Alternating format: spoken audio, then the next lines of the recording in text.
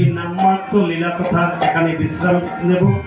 পরবর্তীতে রাস অথবা অভিসার লীলা সদর করাবেন আমাদের শ্রদ্ধেয় দিদি সত্যারানী দাস। আপনারা সকলেই কায়মানো বাক্যে অভিসারের লীলাটুকু আস্বাদন করবেন, কারণ অনেকেই কষ্ট পেতে পারেন। অভিসারে আমরা নানাবিধভাবে হই হুল্লোড় করি, নাচানাচি ধামালি করি, তারপর কি করি আমরা সিঁদুর খেলি, তারপরে কি আবির খেলি।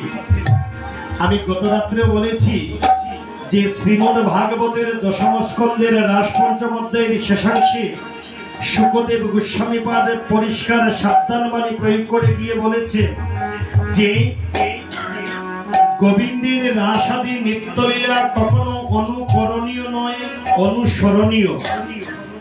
এখন নিত্যলীলা কি? লীলা কত প্রকার? লীলা দুই প্রকার, একটা হলো নিত্যলীলা আর একটা হলো নৈমিত্তিক লীলা। নিত্যলীলা বলতে কি বুঝি? যেটা গোবিন্দ আজও মধুময় শ্রীধাম বৃন্দাবনে প্রত্যহ যে লীলাটি প্রকটিত করেন সেটাকে নিত্যলীলা বলে। আর নৈমিত্য লীলা যে বিশেষ কোনো নিমিত্তে যে লীলাটা করেছেন, যেমন কোনো বিশেষ কোনো ভক্তের মনোবাঞ্ছা পূরণের জন্য যে লীলাটা করেছেন সেটা হলো নৈমিত্তিক লীলা। নৈমিত্তিক অনন্ত কোটি লীলা আছে ভগবানের, আর নিত্য লীলা হলো 8টি, যাকে বলা হয় অষ্টকালীন নিত্য লীলা। এবং এই অষ্টকালীন নিত্য লীলার মধ্যে সর্বশ্রেষ্ঠ লীলা হলো এই অভিসার লীলা।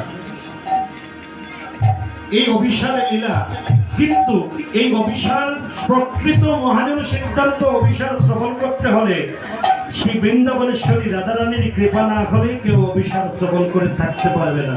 মহাজন সিদ্ধান্ত পদ পরিবেশন করলে অনেকেই দেখবেন ঘুম চলে আসছে, নতুবা বলবেন দূর কি গায়ে এটা কীর্তন হলো নাকি বলে চলে যাবে।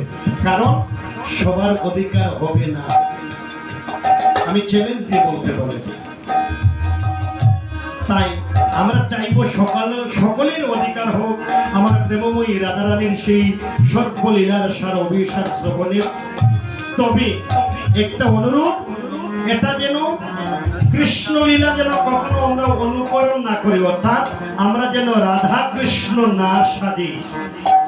বলছেন কখনো কৃষ্ণ লীলা অনুকরণীয় নয়, অর্থাৎ কখনো রাধা কৃষ্ণ সাজিলে কেউ যদি কখনো রাধা কৃষ্ণ সাজা লাগবে না, সাজার মনোভাব নিয়ে যদি কেউ আসে, এই দুঃসাহস করার ফলে তার যে অপরাধ হয়, কোটি জনম তপস্যা করলেও তার মুক্তি হবে না। নিতাই গৌর হরি বল।